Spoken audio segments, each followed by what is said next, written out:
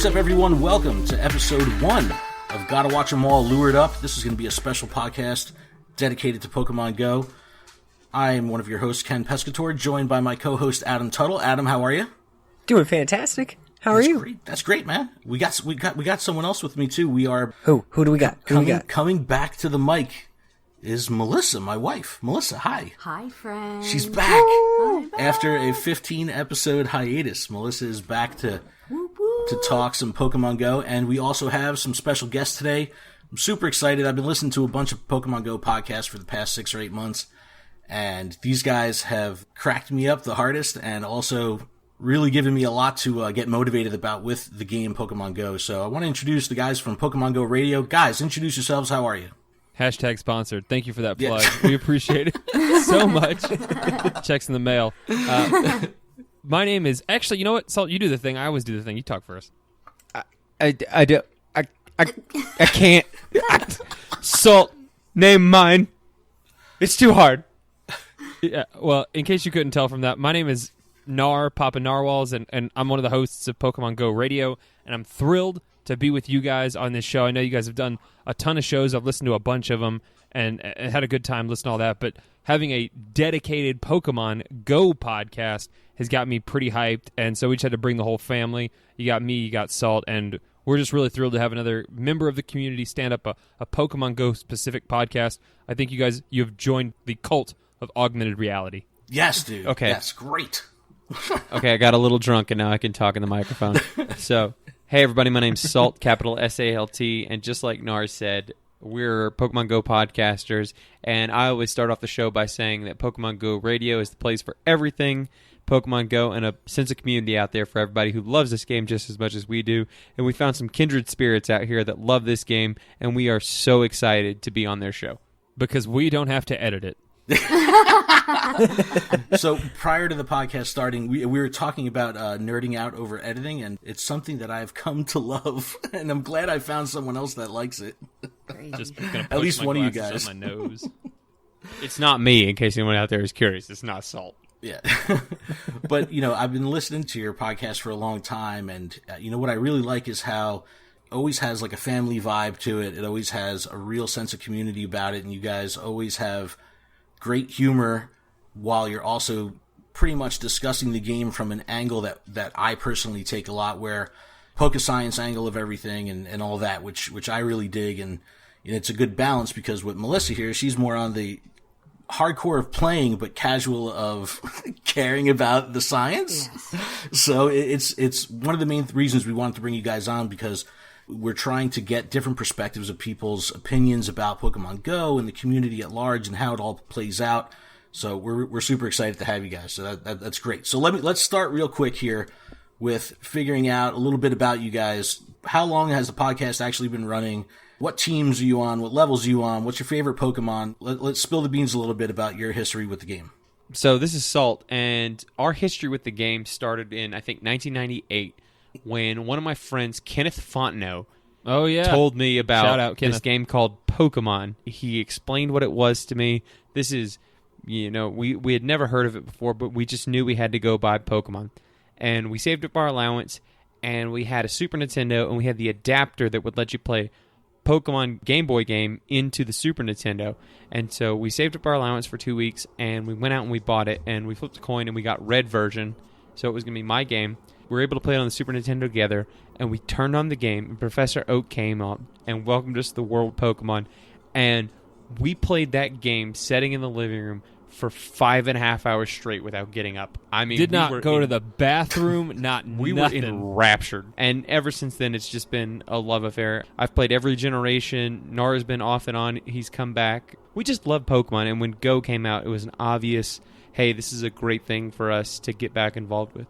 My favorite Pokemon, it's probably no surprise, it's Charizard. Absolutely. I don't care. Metacross, none of the future generations will ever compare to just looking at the cover of red version and saying, oh yeah, I'm going to get me one of those. Always, I have a special place in my heart for Venusaur, because little BB was my first Pokemon that I picked out from Professor Oak on Kenneth Fontenot's advice, because I was able to beat Brock and Misty really easy. And we just Razor Leaf and Vine Whipped our way all the way through the Elite Four. That's so awesome. That's so awesome. Pretty much the same story. We played literally thousands of hours. I played the first 2 generations until literally the games broke. I just couldn't play them anymore and had a great time doing it. I did eventually get blue version, and just to be the total sellout twin, my favorite Pokemon is Blastoise because he's strapped. He's got some gats. He rolls hood. He does not care. And he's just the coolest looking Pokemon in all of Generation 1, no questions asked. I'm level 34 in Pokemon Go and on Team Valor, hashtag Valor Bros. Hell yeah. Ooh, no. Yep, I know. It's sad. I'm a self-hating Valor bro, but it is what it is. I'm proud because they're never, ever going to let me change it. So I might as well, I don't know, lift weights and go to a tanning salon or whatever people on Valor do. And I get real sappy about this game, but I love Pokemon Go so much because, just probably like you guys, when we were kids playing this game, I always wanted a Pokemon adventure. And now we get that. We get that for real. I stood outside a freaking Ace Hardware today with 10 strangers and raided a Raikou just because it was there, and we did this thing in the real world, and I cannot say enough. We're a full deep year in, and I'm obsessed with this game just as much as I was when day one. And yeah, I'm a total sellout for Pokemon Go, for Niantic, and all the cool things this game has to offer. And that includes awesome podcasts like you guys.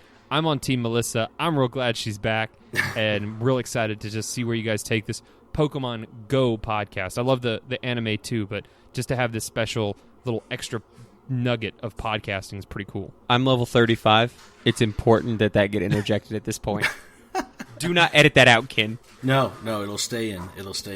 You guys are experienced players. I mean, that's super important when it comes to really understanding how the core mechanics of the games work. You know, I always say that I think Reversal even coined it, you know, levels 0 through 30 are the tutorial of the game. You know, so once you hit level 30, the game kind of, you reach this point where things kind of change statistically and mechanically. So yeah, that's pretty awesome that you guys are up there. You put in some hours. That's really fantastic. You know, with myself and Melissa, we started out with the TCG really, really hard back in the day. So we were avid collectors. We really loved the anime, and for years and years and years we played the games. And, you know, I used to even do tournaments for Wizards of the Coast. I was sanctioned, you know, so I was running tournaments and all that stuff for the card game back in the total nerd alert. I did that for years and years and years, and so we were like the weirdos that were 20 years old, standing in line at 4 or 5 a.m. in front of a Toys R Us to get a holographic card. Yeah. You know, if by weird you mean awesome. Yes. Going to GameStop to get our free Pokemon promos and yeah. What do you mean be GameStop back in the day? It was like going to Funko Land or Babbage's or you know, all that. But Adam's been in it also. Adam, weren't you exactly 10 years old in 1998? I was exactly 10. He was the absolute perfect demographic, you know, with Ash being 10 years old. Adam was exactly it. I wish I could have experienced that, but I couldn't because I'm an old fart. I know. Also, most people don't know this, just to get a little behind the scenes, Adam also voiced by a woman. Who knew? Wait, what? No. That's not me. That's not true. Hey, just while we're talking about the trading card game, I still have an unopened, still in the original packaging, Ancient Mew from the Pokemon Go movie premiere. Nobody cares. Yes. I don't care. It still makes me happy. It'd be cool if they came out with that in Go. An Ancient Mew. Right. That would be rad. Just give me any Mew. You know, I don't know. You know what? I take that back. I don't want to be the needy Pokemon Go community member who's constantly asking for stuff. I want Mew. That's what our podcast is for. We just demand things of Niantic for an hour and a half. Yeah, we need another Pikachu with a hat. Which hat can we give him? Don't hate on the hat Pikachus. I like the hat Pikachus too. So, you know, a couple of things I want to talk about through the course of the episode are going to be, this was a ridiculously busy news week. Insane amount of news got dumped out, and big updates have come out. A lot of the stuff kind of was released without anyone having any lead time or understanding what the heck was going to go on before the news came out. So when the news hit, it was pretty fantastic. The legendary beasts are here. They're on a 3-month rotation. Where right now in the States we have Raikou, who's actually Raikou, but we call him Raikou. But Raikou has been released, and I'm sure you guys have had the opportunity to get out there and raid. How's it been going for you guys? How's the raid scene where you guys are? And I know, where exactly are you guys? I know you're not in direct proximity to each other, correct? Correct. Salt has been exiled from Texas for suggesting that New Mexico has superior barbecue. he's not allowed back here anymore. And I'm in Houston, Texas. Hashtag Houston Strong. That's what we're going with. We just ripped that right off of Boston. But we've been going hard. The Pokemon community here has been really resilient. We've sort of just now started the raid scene up again in the city. And I've had a chance to catch 2 Raikou raids, both of which had really high IVs. I think one was at 91 or 92%. I missed him. And then I caught an 1890 Raikou, and he was right at 89%, and I got him today. He was my first one, so I'm really excited about that. The waters are slowly starting to recede on my part of town, and the raids are just popping right back up. The raid groups are going hard, and hopefully we're going to get a lot more over the next coming month. I just like that it's a little more chill over the course of a month, that it's not like, go, go, go. Right. That was one of the things we've talked about on the podcast, how you're so, with the release of the legendary birds, it was super stressful. Now, prior to us knowing that they were going to kind of stick around a little bit longer than they were, initially we thought that we had 1 week for each bird. So there was this major anxiety. And poor Melissa here was like, she went 0 for 8 with various birds. Yeah. And, we go out and we play. We have a 9-year-old son, so we all play together. And I'm a beast when it comes to throwing. Much. So I had really good luck with the legendary birds and with, leading up to Raikou. But poor Melissa went like 8-0, or 0 for 8. And, when she finally had the chance to get her Moltres and Zapdos because they came back around for that second wave, it was a good thing. But yeah, man, serious stress. And I know Adam has the struggle too, because he can't necessarily get out there and play because he works like 800 or 900 hours a week. Boo. Yeah, just approximately. No, seriously, I risked being like, manager, I'm going to be late. and then I show up like an hour and 20 minutes late. He's like, why were you late? I have this thing where I can't lie about it. I'm like, I was playing Pokemon. I was trying to catch an Articuno. You don't understand. You don't get it. He's only around for a week. I have very limited times because raids stop. Yeah, having them around for a month, though, has definitely lightened the pressure. But, I still went hard on day one. And, I got mine on day one. And I felt that feeling, the weight come off of my shoulders. But it didn't necessarily stop my drive. Like with Moltres and stuff, when I caught those, I kind of was like, all right, dude, finally I could chill. And it was much more relaxed. But with Raikou, I was just, even after I caught the first one, I just wanted to keep raiding. And it was weird because I was just complaining how I was feeling raid fatigue, how the culture of the game had kind of shifted. And I don't know if you guys experienced this in your scene, but we would be the people that would do the, let's park, let's get out there, let's walk, let's adventure, let's actually put some foot traffic on the game. And that whole culture, when the legendary raids came, really got flipped on its head, where it went from being outside and walking around and experiencing the game like that to just going from point A to point B in a car. And it was just like car ride to car ride to car ride. And the culture kind of shifted a bit. I kind of got burnt out on that. I mean, I still loved raiding, but I kind of felt a little bit lost of, how the culture of the game used to be. And it was like I had a sweet little break for a couple days. It was like, oh man, I can get out there and walk around. And then they drop the legendary beast and it's right back into the car. The drive around and go, pick up on groups. But how are the groups by you guys? I mean, Houston must be crazy right now. I can't imagine the difficulty of organizing people when all that stuff is going on. But in general, I mean, do you guys have a group that you go with? Do you go with your own pack? I know that when you have families or close people right with you that play, it's a little bit easier to do these raids. But how's it been for you guys? Do you have a group that you roll with? So I live in a small town out here. I'm out in New Mexico, and we have a very active Facebook group. There's always something going on. As soon as one of the gyms pops a legendary raid, or really any raid, people are on there. They're posting. I'm talking like 7 a.m. this morning. People are posting, hey, Raikou at this gym, starting to get things together. Peppa didn't want to get up, and so we didn't do that gym, but we got the next one. So it's been really good. The focus of living in a smaller town has kind of helped a little bit, because now instead of worrying about going to some of the major metropolitan areas around me, it's just the small town that I live in and a very active, integrated community. Like, I know how many raiders are showing up based on the car that's pulling up, because we all know each other that well, and it's been really awesome getting to know people like that, and then also using Pokemon Go as a way to sort of learn about the town that I just moved to, because I've only been here for a month or so, and I know where everything is. I know where all the good restaurants are. I know a bunch of people because of Pokemon Go. That's the promise, right? That's what Niantic wanted to happen. They wanted you to get out into the community. That's so cool. And you know what? That's what I like about the raids too, because before it was just venturing on your own and maybe you'd bump into one or two people that are playing, passing by, but now you are meeting people that you wouldn't normally. Yeah, we've seen this. We have active Facebook groups too, and we've got. I think I'm a member of like 5 or 6 different Facebook chats in the area and a couple Discords, and so I've got notifications firing off. Same thing, 7 a.m. Straight through the night. And today was really cool because posted up in the group. This is where we're heading, and within the same group that I always post in, and that I always meet up with this. The same group every time.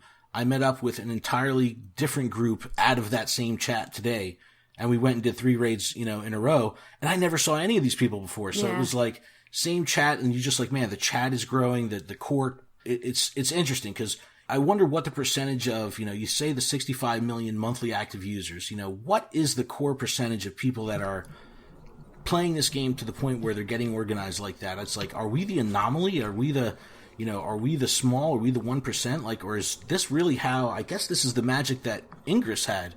Where the core of the game mass is really the core of the community. It's just a very weird vibe. I think it's come such a long way since raids have been released. I love that it's now in my Facebook group. It's like teams don't matter anymore. I mean, they do matter, but they don't matter as much because everybody is on that common goal, like you said, Melissa. On my Facebook groups, there's such a healthy mix of the teams, so it doesn't matter, who gets there. It's just it is a healthy mix. Sometimes it's instinct that wins, the gym bonus. And you're lying. Sometimes it's valor. That's never happened. and like there's with the gym change, it's like there's no gym standoff. Like somebody would be waiting for me to leave the gym just to go take it over. Yeah. That, we really don't see that anymore. It's like, so many gyms I'm passing by now too, where it's just like, man, the raids were just popping off today. There was no gyms available for me to even put guys in because every single gym in the area was a raid simultaneously. It was just absolute mayhem. All right, well, we could shoot the crap about Pokemon Go forever, but I do have a structure to this episode. I do want to try to talk about all the news that's happened. This was such an incredibly massive week. There was a big update. It was the 0.73.1 on Android and the 1.43.1 on iOS, where in conjunction with the release of the Legendary Beast, they did a ton of quality of life improvements to the game, which I absolutely love. You can spin gyms now with your Go Plus, which is absolutely fantastic. So great. So great. We went to a new gym today that neither of us had the gym badge for, and we confirmed that spinning the gym with the Go Plus will also award you the gym badge. So that's awesome too. The raid lobby counter. Now, how do you guys, when people play, are they closet players in your area? Or like if you're going to a raid and people are out there raiding, are they out of their cars or are they kind of tucked away into the shadows like... embarrassed. Yeah, I'm not doing it. We recorded our show and then we went out and actually played some raids today, and so I've got a different perspective on this even than what we said on our show this week. This is even more useless than what I previously imagined, because now that I've actually experienced it, everyone is up and about. They're in their cars. You can, like Salt said, you can tell who is out there trying to play Pokemon Go, trying to play this raid. And the fact that you have to spend your raid pass for the actual counter to click, and you have to be close enough to the gym to even see that there's a raid. Like it's good. I don't want to crap on Niantic because I think this is a quality of life change that's in the right direction. But I really don't think it's going to achieve the results that they wanted, which is basically saying, how can we make sure that people aren't spending their raid passes when they're the only person or maybe one of two people trying to take down a Snorlax? I like it. It's just not there yet. They need a way for you, like Trainer Tip said, to get that pass back if you never actually enter the battle. That way it'll encourage people to maybe wait around a little bit, see if other people are going to come up to that Snorlax raid, and you can build this sort of snowball to say, hey, we got 2, we got 3, we got 4, now we've got 8, and we can take it down. I just don't think it's going to achieve any results. Salt, you're rating hard. Do you see anything? Nope, doesn't affect us at all. don't think it tells us if somebody's being a jerk and going in early, honestly. And we're like, hey, I see one person in the lobby. Get out. We're not ready yet. And then you're just going to have to back out anyway. But I think you hit the nail on the head. And Trainer Tip said the same thing. You have to have that ability to not spend your pass for that to actually work. But yes, quality of life in the right direction. I'm confident it'll get there. They are encouraging more feedback from the user base, which I thought was pretty cool because the community at large, the online community at large, not necessarily the people that are covering the game like us, but the main gaming base, there's been a lot of salt in the air, no pun intended, but there's been a lot of just get down from the air, down from the air, Salt. Come down. But people have just been upset. They've been mad, and they're not afraid to show it, and it's kind of weird, man. I don't know. I see a lot of vitriol out there. I don't know. It's like even when GoFest. Now, did you guys go to GoFest? We were refugees of Pokemon Go Fest 2017. # never forget. Yes. So, actually, I knew that you guys went, but I followed your escapades on social media, which was very interesting and, sad and happy all at the same time. But it seemed that the people that did not attend Go Fest were the angriest, which was kind of weird. And it's just very bizarre to me that how people react online to a free game, a game that's grown exponentially in a year, like all this crazy stuff, and they always take the perspective of, I want more. I don't know. Maybe it's a millennial thing. I don't know. We blame the millennials this week in our episode. With this new update, we do have that raid lobby counter. Hopefully that'll be developed a little bit further. I really like, especially with the legendary raids, that you can now do a at move search, so you could do at earthquake and see all your Pokemon that have Earthquake. I think that's a fantastic addition to the search bar. Yeah, it's very useful. I used that today, actually. You did use that today. And the final Premier Ball glitch fixed, finally, which is great. So good. So we talked about this. Listen to this, radio guys. Melissa had the absolute most hilarious thing happen to her a couple weeks ago when she caught her first Zapdos, I think. There was an issue where during the last ball, you would throw it, and the screen would just kind of go white, and you wouldn't even have an opportunity to catch it. It was just like a weird glitch. So that happened to Melissa, and then on her next raid, while the last ball glitch was still going on, she caught one via critical catch. So she had both things happen to her both ways of both glitches that were happening at that time. And it happened to her back to back. I'm really happy that they finally worked out that glitch. And our son today caught his first Raikou on the last ball. So it was like, nice. And that when you have a 9-year-old who's very emotional and very passionate about Pokemon, it's like it's like when he catches it, it's like, oh, thank God, we can breathe. We can go home today. Yeah, we had like 4 raids lined up. Like, if he doesn't catch it here, let's Yeah, what time does he have to eat? How long has it been?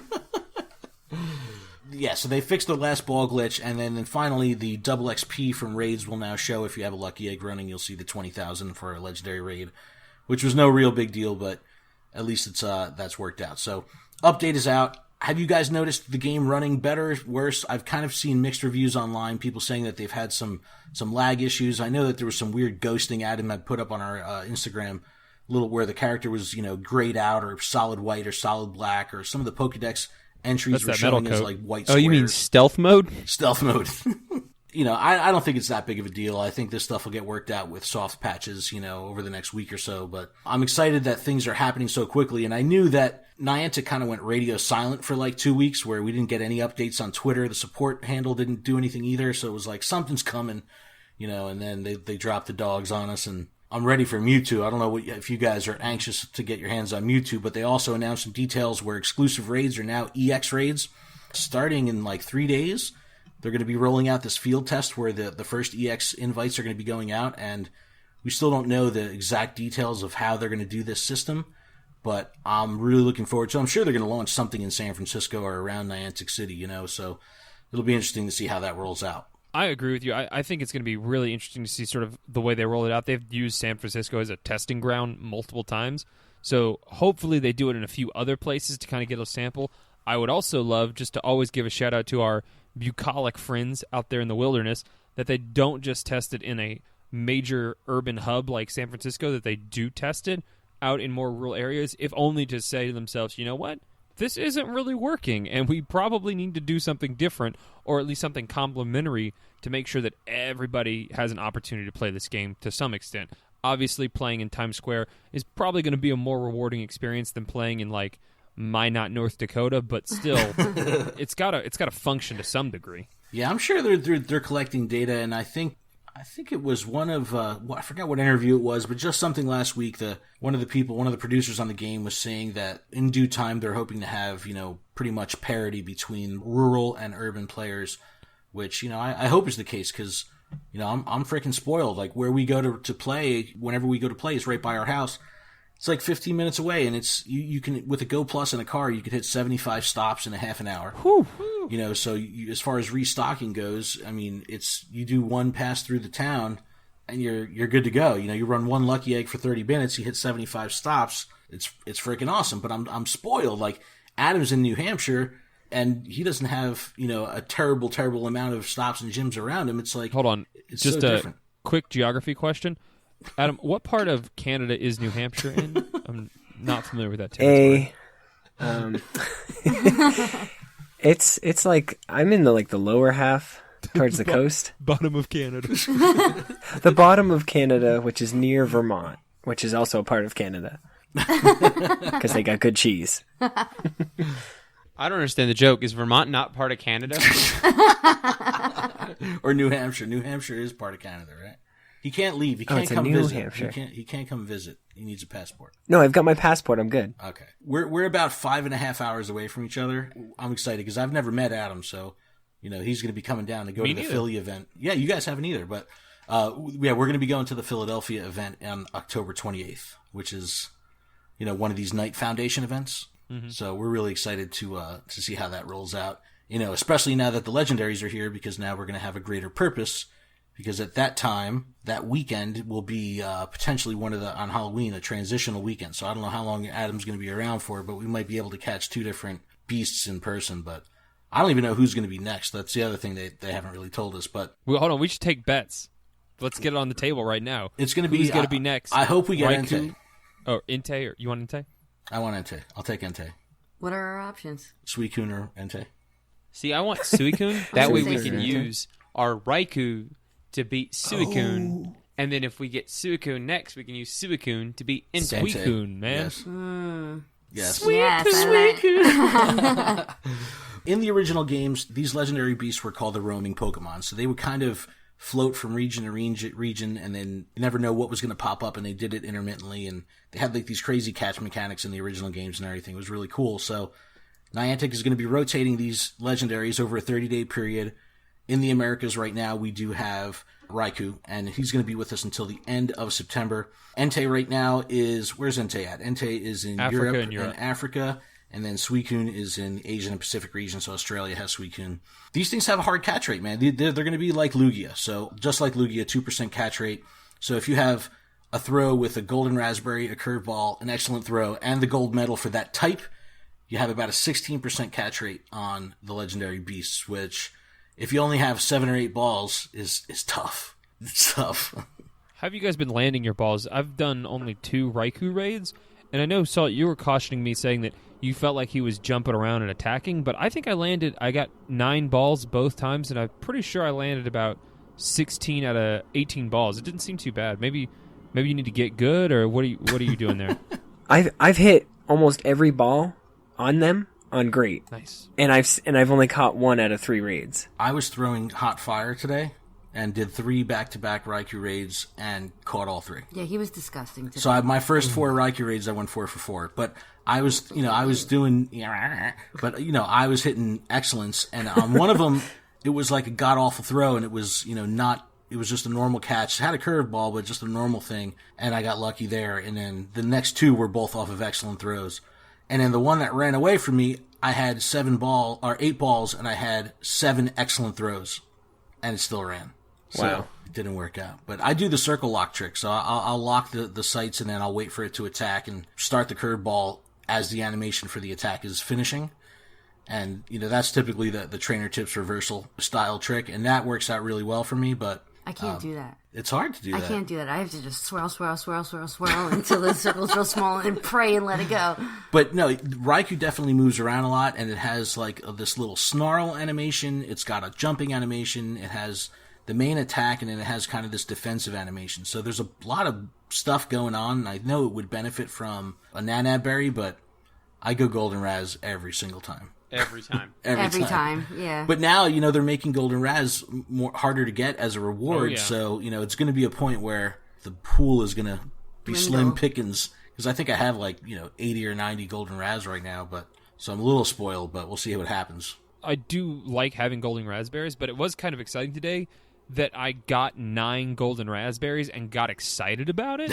So in that way, it's kind of like it sucks to have rewards nerfed and taken away from you, but it was also kind of nice to be excited about getting golden raspberries instead of being like, man, I'm going to have to start throwing these things away, which is where I was at 2 weeks ago. Well, I got 3 rare candy, and I was like, yes, 3 rare candy, fantastic. I was excited about it, because there was a couple raids that I got 0 rare candy, and it was like, damn you, super potions. It should have just been like this from the beginning, and then I think that people wouldn't have been so angry. But I totally understand people getting mad when the morphine drip gets dialed back. You're obviously going to have a negative reaction. Right, give me more.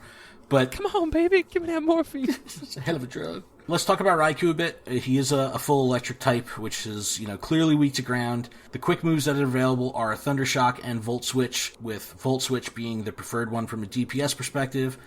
And the charge moves are Thunderbolt, Wild Charge, and Thunder, with Thunder being the best charge move. So if you're looking at the best moveset from a DPS perspective, you're going to be looking for a Raikou with Volt Switch and Thunder, which has some significant DPS output with Stab, making Raikou the #1 electric attacker in the game now. So, sorry Jolteon, but Raikou is the new boss, so it's good to save those rare candies, because if you get a solid one like Melissa did today, she got a 96% with perfect attack and perfect defense. So she, I think, what did you dump, 50 rare candies into it today? Yeah. Something like that, but it's going to be a pretty significant attacker from the electric camp, and 1913 is the 100% CP that you want to keep a lookout for. And I guess with these lured up episodes that we're doing, this being episode 1, we'll probably revisit these maybe once a month or something like that, unless people really ask for more. But, it'll be interesting. We'll focus on a different beast every month when we come back to it. But I want to talk about a little bit of the poke science behind what to do when facing Raikou, what the counters are. Now, do you guys do the thing where you're really concerned with stab and with moves where you're changing with TMs, you're changing your moves based on who you're attacking? I try to just keep multiple copies. So, for example, like you said earlier, Raikou being weak to ground, I have a double ground Rhydon that I go to every time and use him. And then I've got, other ones with rock moves that I worry about for different things. That's kind of the way I like to move around. I right now have enough TMs to where I can flip back and forth. But since the rewards have gotten nerfed, I'm a little bit scared. I kind of want to hoard them now. Yeah, Melissa went back and forth I think she spent 4 charged TMs and she ran out. She was going back and forth. I had 9. I spent 4. It kept going back and forth between what she didn't want. That's it. I switched my Golem today. I was like, you know what? We got a month of these Raikou raids. I'm just going to do it. And I switched over the quick TM from Rock Throw to get the ground move. And then I'm like, I kind of want Earthquake in there. I'm just going to do it. Got it my first try. Nice. Really happy about it. Was like, okay, everybody, that's good enough for me. I have a naming convention for my guys, so if I had the best moves, based on DPS, I would give them a specific character at the end of their name, and it's like I went in and had to delete all of them, because it's like there's really no best moveset, because this is going to be something that's liquid and changing from month to month with the release of these different legendaries. So I kind of like that. I kind of like that you're getting more flexibility, and then other Pokemon like Rhydon are entering the meta, where some Pokemon will be relevant this month and then, may not be too strong in the meta going forward. So I kind of dig that. So I like the fact of burning these TMs to make them relevant for the time period and then rotating your team in and out. I think that's cool as more Pokemon are going to be able to be featured, because, Rhydon is a cool Pokemon and it was kind of a waste. You would just sit there and you would never really get a chance to use him. I mean, he had good CP if you had a good stamina stat, so it was good as a gym defender, but that was so passive. It's cool that we could actually use him in combat now. That's why I'm kind of hoping that actually Suicune doesn't come next, because then you're just going to go 6 Raikou against those Suicune. Like, if Entei comes in now, then just like you said, we can get a variety of new Pokemon. Try to mix it up a little bit. Well, it's going to be interesting because it'll, with fire type, you can stick with ground. So that progression, it's actually good because I had moved all of my golems over to rock moves when we were going after the birds, and now I've rotated everything to the ground moves. So, if Entei comes, we will be prepared, and it'll be nice on our wallets of TMs, because we'll be able to hold on to some of that stuff and use those on 2 successive beasts, which will be pretty cool. But I'm excited, man. I'm excited for the EX raids. I love that they're calling them EX. So EX is a moniker that's used in the TCG. So there's, special editions of cards that were overly powerful and, kind of OP. I guess that's exactly what overly powerful would be, OP, right? But I like that they're using that. It's kind of showing some consistency in canon between the different forms of media with Pokemon. I like that a lot. I don't know when Trainer Tips is coming back from Europe, but I'm sure he'll somehow be on the West Coast when they start rolling this stuff out. So I'm excited to see the legendary raids, and, I just want a freaking Mewtwo. I mean, it's going to be, such a powerful Pokemon, but it'll be nice to have that strong psychic Pokemon. I have a Gengar ready to go for when Mewtwo hits, but I just want a Mewtwo. Did you guys see Trainer Tips bringing Mewtwo into the Gengar raid and got completely wrecked? No, I didn't see that. Yeah, so he had like this beefed up Mewtwo, and Gengar completely wrecked it because it really is about the typing, So when you have this, psychic on psychic, Mewtwo can't hang at all. So, but I just want a freaking Mewtwo. I want a Mewtwo. It's been such a legendary point of contention, since the first movie back in the day. So I just want a freaking Mewtwo. Yeah, but aren't you afraid that once you have Mewtwo that you're just gonna be No. See, look, I'm the kind of guy, I still get excited. I still get excited when I catch a Pidgey and I catch a Weedle. I'm still excited about that. Awesome Pokemon. I think they could still wait for I want Mew also. I want Mew. No, I was going to say Mew too, but that wouldn't sound good. I want Mew, but I still get excited when I see a Pidgey and I'm Caterpie and any of these 12 Candy XP grinding Pokemon. Nope. I'm still going to go for it. Is it a good time for me to interject? Yes. Mom, Dad, stop fighting. Come on, guys. Sorry, I went to. I just thought that this was the perfect time to talk about my catch of the week, if you will. I did a Lugia raid, and I get the CP, and it's 2056, and I'm like, I swear to God, I saw something. I think that this is 100%. I roll down my car window because it was raining that morning, and I'm like, guys, is 2056 100%? And they're like, yeah. So I'm like, oh my God. I was like, I gotta get this. So I give it a Nanab Berry curveball, great throw, caught it on the first one. No, awesome, so great. That's so satisfying. So I have 100% Lugia, and everybody was angry at me. Mind you, my 100% everybody Pokemon in my are raid like group. Igglybuff. No, seriously, everybody in my raid Apom. group is... That's so rad. Dude, I have a Furret that's 100%, and I'm more than excited. I power up everything that's 100%. He spent Candy and Stardust on his Furret. Hey, man, he's 100% Furret, Wigglytuff, Pidgeot, Cloyster, Vaporeon, and now Lugia. Well, did you dump Rare Candy? One of those Lugia? things is not like the other. Yeah. Right. All of those things have their best moveset thanks to TMs, and they're 100%, and all the way powered up as far as they can go to my level, which is 34. But the second I hit 35, which is one Raikou raid away, I'll be level 35, and I'll be raising the bar a little bit more. I'm about to hit 1 million XP into level 38. So It's 3 million to hit 39. I'm about to crest 1 million. So it's been a grind. I'm telling you, the Go Plus is what helps. Go Plus helps on that XP. Yeah, grind for sure. I'm a Plus player. I'm an advocate. Just walking around Home Depot, you're just getting Stardust. You're just getting XP. Like that is the way that you make the difference between that upper push after 35. You need the plus. Yes, and I'm a Stardust hoarder also. So I was sitting on like 2 million Stardust for a long time, up until Legendaries. I had 2 million Stardust. I probably only powered up 6 or 7 Pokemon in the history of the game, and I was a day 1 player. Actually a day 2 player because of Pokemon Trainer Club login issues, but so I have all the Stardust. I think I still have 101.75 million Stardust. So Jesus. Bring them on because I'm ready to go. And I think I got a 92% Articuno, so I dumped like 140 candy into it, rare candy, because it was just taking up space in my bag. Because I go plus so much, I need to restock to 300 or 400 Pokeballs because I go through them so quick. that I got to keep the space in my bag. And Melissa felt that burn today. She's like, why did my bag keep getting full? I'm like, you better spend them rare candies. Yeah. It's starting to take up space. I'm getting like that with evolution items now too. I've got so many evolution items, and it's like I don't have the candy to evolve the stuff. It's killing me. It's just not. It's not worth holding on to evolution items. Yeah, I know. I don't know why. I'm scared too. I still keep. That's the same thing I do. I carry double, and I don't even know why I do that really. But just in case. Well, it's like Dragon Scale. It's like there's no way I'm gonna. I have like 9 of them right now. It's like there's no way I'm gonna be able to get 900 Cedra candy. You know, it's killing me. But maybe I will dump them. And I have my bags maxed out. I'm just a hoarder. I hit 1,500 items like 5 times a week. That's out of control. Yeah, man, that's how I roll. And my Pokemon box is always full too. But that's because I catch podcast everything. Or an intervention. Yeah, it's okay. It's okay. Take a seat, Ken. I've got 200 hyper potions, 200 max potions, and I don't know why I keep them all. Yeah, because I can only. I was doing the same Pokemon thing. At a time.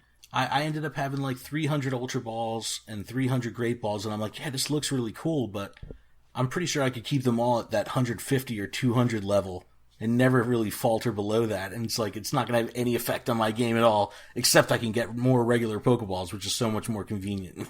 Yeah, because if you're a Plus player, all you really need is the regular Pokeballs. I wonder if they're ever going to change that, where you can maybe like double click the button to send a different ball or something. To give a different ball. Well, Melissa has had Go Plus problems since day one. I don't even want to talk about it because it angers me so much that I cannot spin a Pokestop with my Plus. She's, like, honestly, every day that we've ever played, you've cursed out your Go Plus. Every single day. And this is a second Go Plus. We've tried different devices. It's not even the device. It's something with me.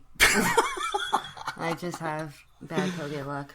What does that look like? Are you just like screaming profanity at your wrist? At the phone. At the phone, usually. I'm just looking at like, I can't. Today she's like, can you just pull over? Maybe if I'm not driving, I'll connect. So I pull over, and it connects. And she's like, all right, that's good. Now all I need to do is just not be drifting or not moving to get connected. Yeah, so in order for me to connect, I have to turn my Wi-Fi off, and then I have to turn my Bluetooth off, turn it back on, reconnect the Pokemon Go Plus to the phone itself, then open up the game, then I have to try to connect the Go Plus to the game, and it's still not going to catch. And sometimes it'll connect, and if I get it to connect, I'll be able to catch Pokemon with it, but never ever ever will it recognize Pokestops, or it'll recognize a Pokestop, but I'll already be so far past it that when I hit the button on the Go Plus, it'll just give me the red. The red. It's like you want to hear like the bum bum bum bum. Yeah, exactly. Like Price is Right or whatever. Yeah, it's super frustrating. Come on down. Exactly, but I rock the Go Plus hard. I'm starting to get like wear and tear on mine. The color's starting to fade. I do have a really good technique though, because what I do now is when we drive, I turn the stops off on the Go Plus, and I have the phone open, so.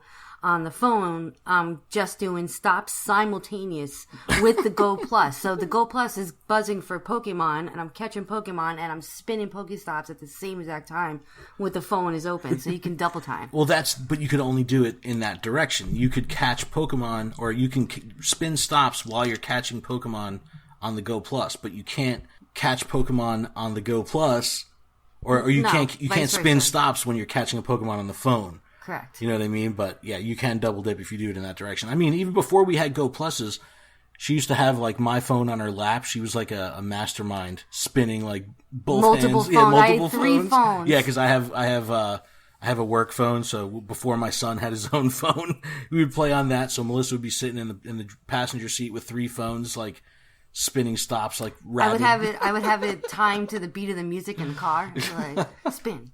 But the core meta of the game has changed so significantly. I'm really excited for these EX raids because it's only going to take it a step further with the community building aspect of it and organization, because we're probably going to get these 48-hour heads up. That's what I'm assuming we're going to see. So it'll give people a lot of time to get coordinated. I wonder if they're going to change the lobby size. I don't know. In my area, if I put a post out that there's a raid going on, I mean, I can get 10 or 15 people there in short order. Like, we were stopping at raids today, put something in Discord, and 10, 15 minutes later, there was a crew there. So, I don't know. It's going to be interesting to see how these raids come out. They still haven't really defined exactly how everything is going to roll out, but for that non-core player, like again, we might be the 1%, you know, for that person that might do one raid a week, how will exclusive raids work for them? Will they still have the opportunity to take part? It's going to be interesting to see. You know, I hope so, because I think that just like when a new generation of Pokemon comes out, the numbers of active players spikes. I'm sure if they were to, you know, the news and Polygon and IGN.com and stuff would cover that Mewtwo is out tomorrow, people that have put the game down are going to come back into it. But they may not be out there raiding every day, but they're anxious. Oh, Mewtwo's back in the game. I want Mewtwo. Like, I hope they don't get let down that because they're not raiding on a daily basis, they're not even going to have the opportunity. So, I don't know. How do you guys feel about that? Do you think that the player that plays once a week should be rewarded in the same way that a player that is logging in every day and doing all that? Should it be on the same level, or should there be some degree of an edge, a gameplay edge, and without it being a pay-to-play or a pay-to-win, you know, just from actually playing, it's like a play-to-win, like a core, you know, you play more, you get rewarded more. How do you guys feel about that? You think it's a good idea? That's the line. Really, the question is, how can we make this a balance to where you don't have to pay to raid? You know, if they're mandating that you raid 10 times a week, that's just barely possible if you're spending all the coins you in without paying into the game. Like, that's really a very fine line to walk. I think it's fair to allow an exclusive raid activity, but I agree with Nar. I think the bottom line is if you have to spend money to be able to participate often enough in these exclusive raids, that's where it crosses the line. So, yes, access is easier if you're paying money, but at the same time, it doesn't bar out people that don't. And that is, I think, a line that Niantic really needs to stick, because even if it doesn't affect the overwhelming majority of the player base, that stigma, I guess is what you call it, will get into the oeuvre of the game, and people will be vocal about it on the internet. That is for sure. Yeah, let's just make it to where Niantic has shown that they want people to log in every day. They've done the daily streaks and all these different things with raids to get people hyped, but if we punish the more casual player, then I think that's going to be a problem, because this game is living in cycles. There's hardcore people like us that play all the time, but a lot of people, they come back for events. They come back for raids, and that's sort of the life cycle of this game. There's a chunk of us, we don't know exactly what percent of us, that play all day, every day, and then there's a chunk of people that left the game a long time ago.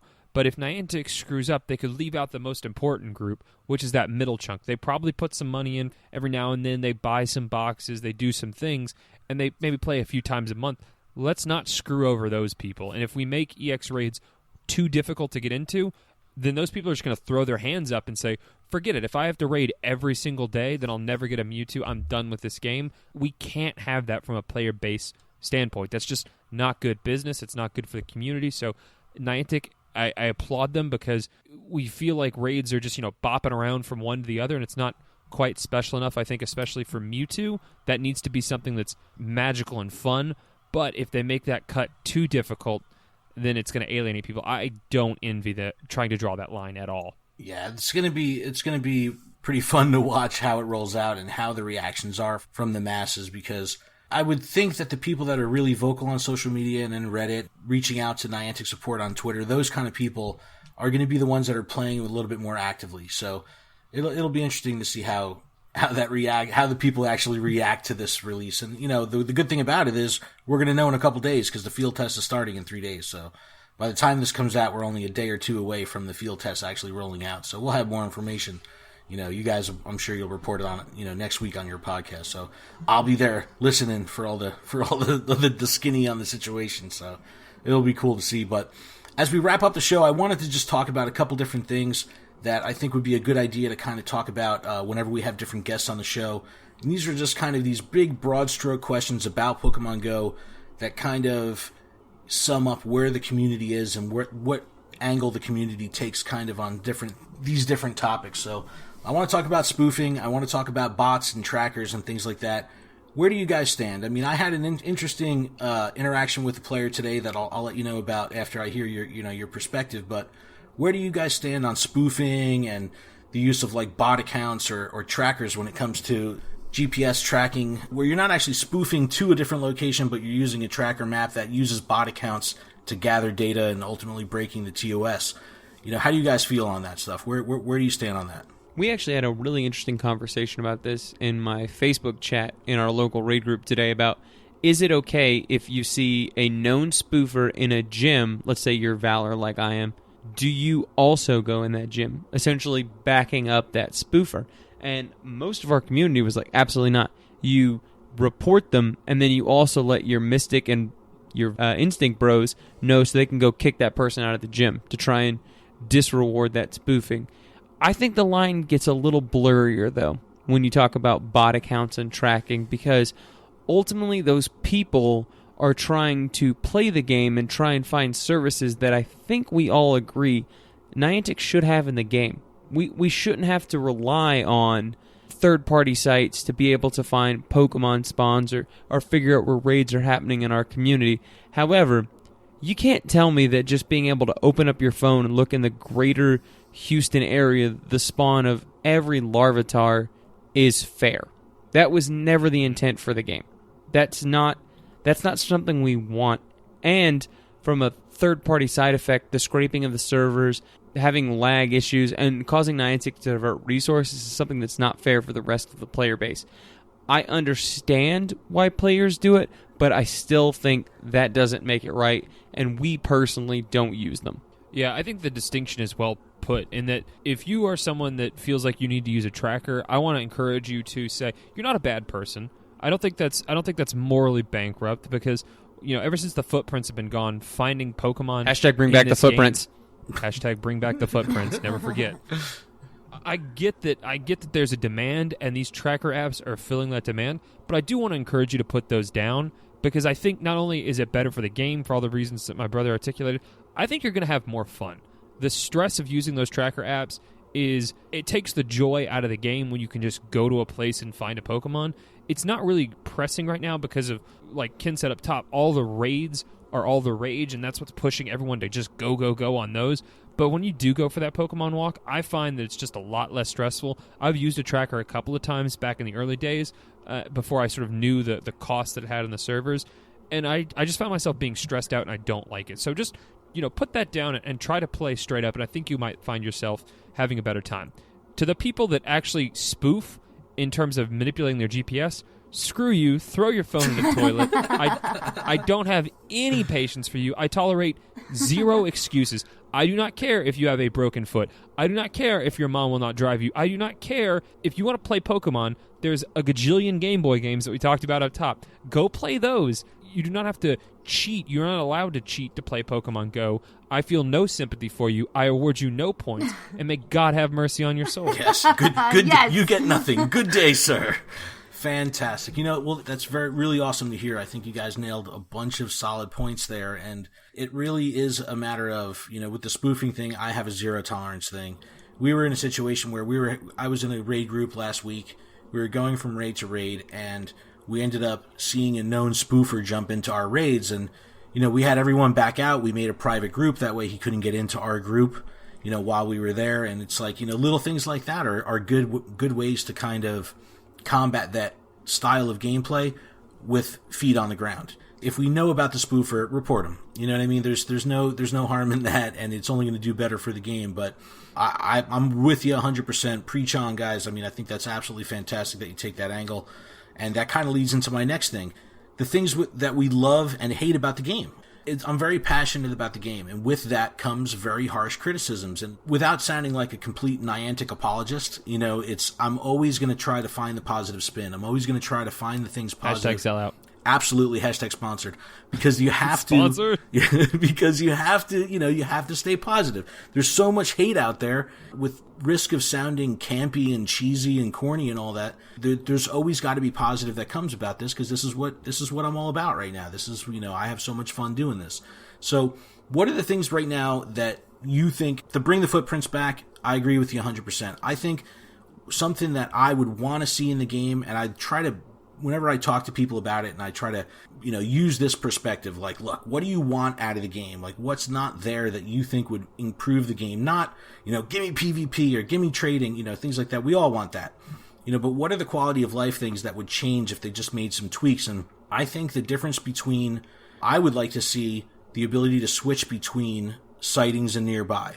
I'm in an area that's so densely populated with stops, that I'm always seeing the stops on my in-game tracker.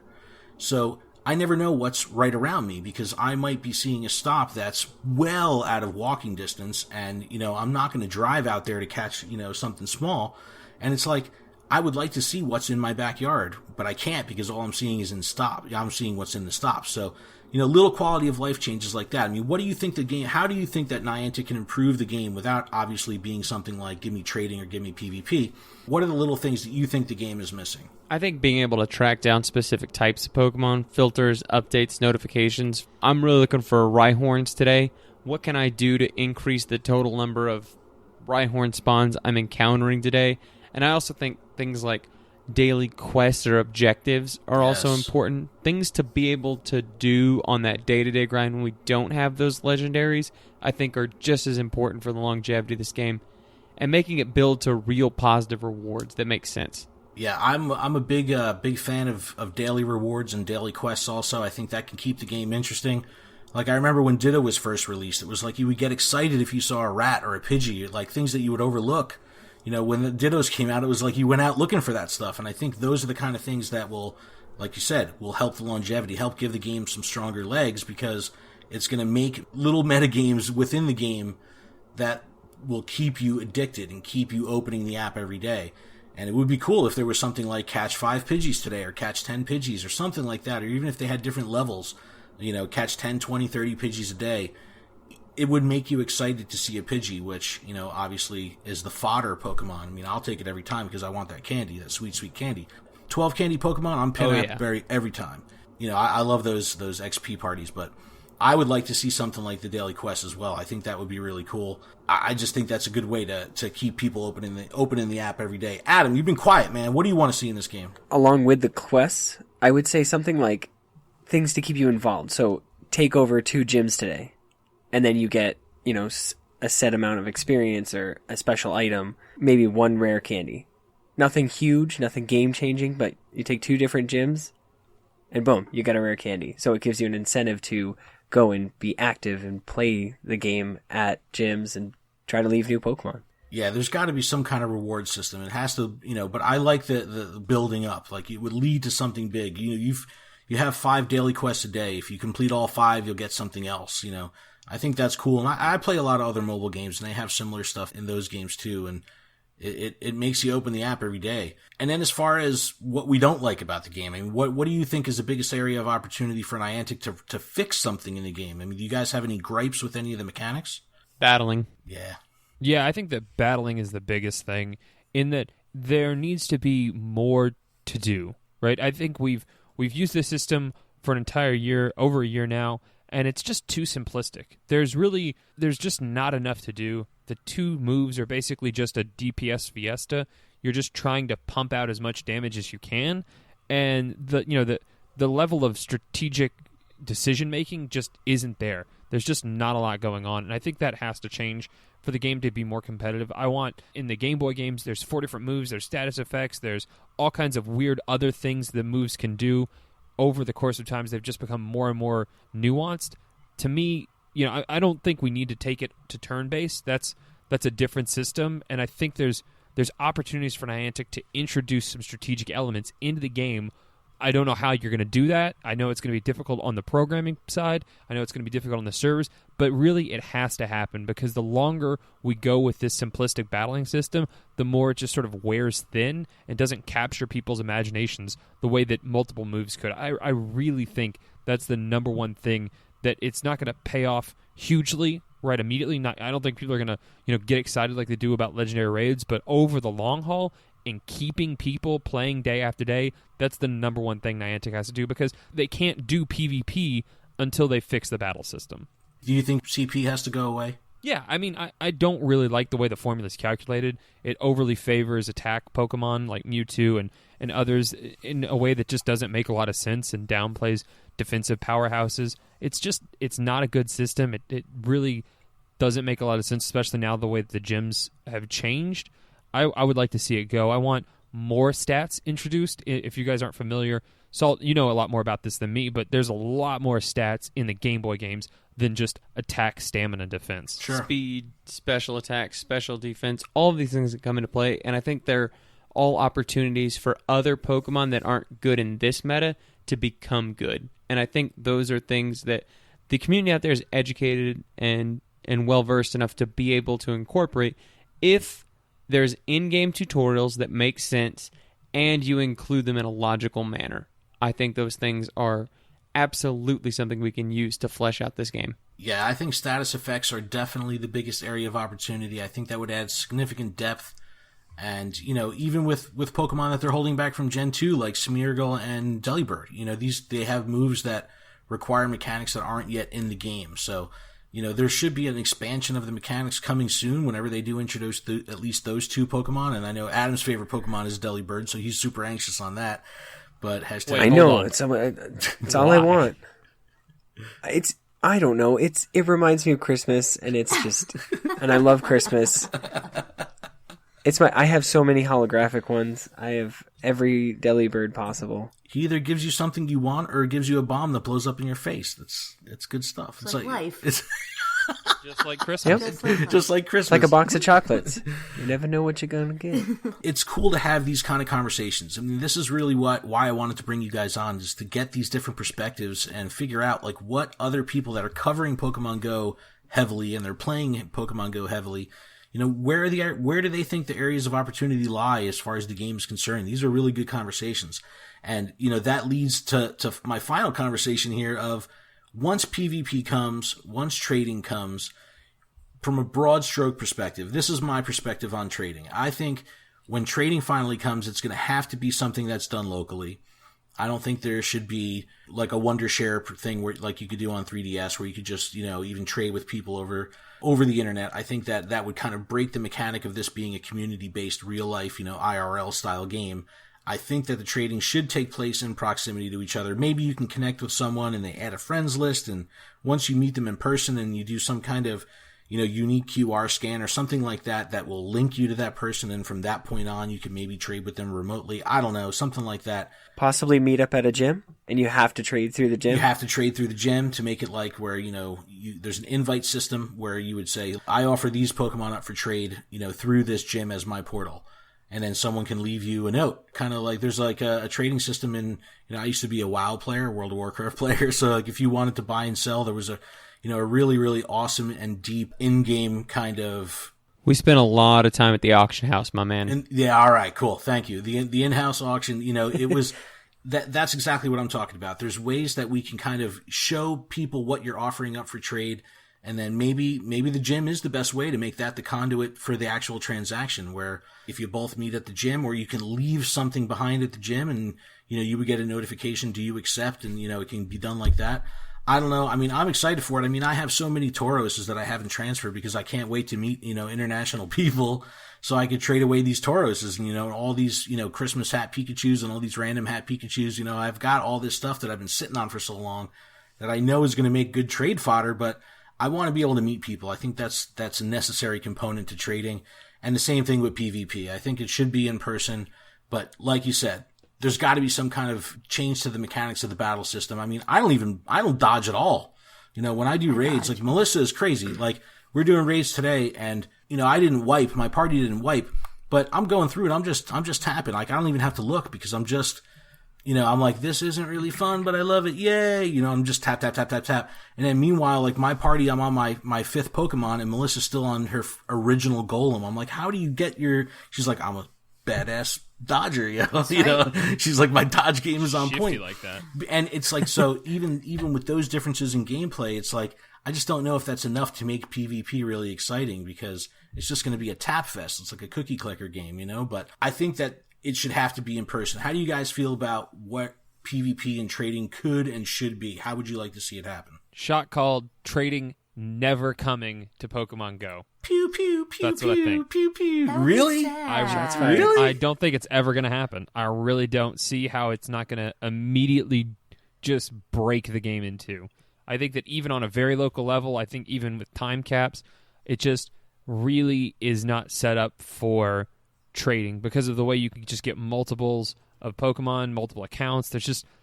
from day one, the game has to sort of be ready for trading, and if it's not, there are so many people waiting in the wings to abuse that system, especially when you have 65 million people playing it every month. It's going to be really difficult to pull that off in a way that's not game-breaking, and I would encourage Niantic, considering their track record, don't try it.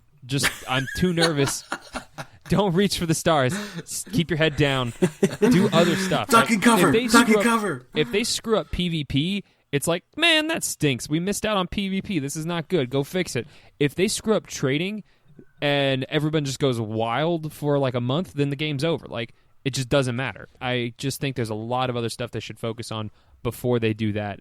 I would be really impressed if they ever do it in a way that's not just totally destructive. Wow. That's some which is why I like that gym idea.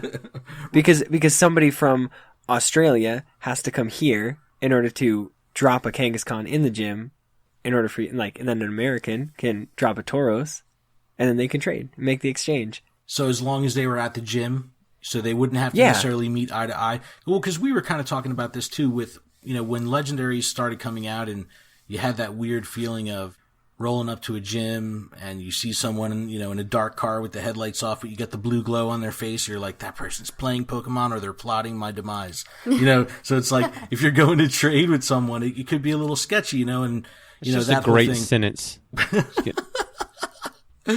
But and like you're trading Pokemon, that's on a timer. Yeah, simple. Make it happen. So that way here, somebody has to wait there, whatever. The timer's like 3 or 4 minutes or, whatever. Or they could use one of those codes, Butterfree, Butterfree, Butterfree. Oh, yeah. Oh. Yeah. I don't know. I just see the spoofers and the FSU ATLs of the world being so excited about exploiting that system. I mean, it's good. I don't know. Maybe I think you guys might have just swayed me to the dark side of thinking that maybe this should be removed from all near radars, mental radars of expectations of the game, because I think you might be right. I think it might be a bit of a disaster play if it's not done right, and this would be so difficult to even scale a rollout, even starting small. I just don't see how they'd be able to predict what could happen if this was a worldwide release. And did they just crush your dreams? They did crush my dreams a little No. bit. They did. No, I don't care. I have Magikarp. That's all I need. See, I'm a Geodude guy and He's a a Magikarp beast. guy. Exactly. So it's just like, give me my Magikarp and I'm all good. Good conversations, guys. I think we're going to wrap up the show now. I really appreciate you guys coming on. This was awesome. You guys, nice. It was really fun to talk to you guys. Great time. And I really enjoy. Appreciate your it. podcast is awesome, man. It's like it's always awesome when I see it come up on the feed. It's a riot. I really like how you guys. I also reached out to Pokemon Go podcast. I reached out to Pokemon Go Cast. I got in touch with both of those guys. I spoke with Byron on the boards. I spoke with Rock God of Pod himself. So I'm gonna get those guys on this show. Maybe we'll, with the release of Suicune and Entei, I'll bring those guys on. But I really love what you guys have going. I think that community of Pokemon Go podcast is really, really awesome. And, that's why I decided to do this. I said, look, I got to get a little slice of this because you guys got a good thing going. And I'm really excited that you guys came on. So thanks so much. Plug away. Let me know where everyone can find you. Go for that, and I'll be sure to put all the links in the descriptions. You guys, everyone needs to subscribe to Pokemon Go Radio and all their outlets.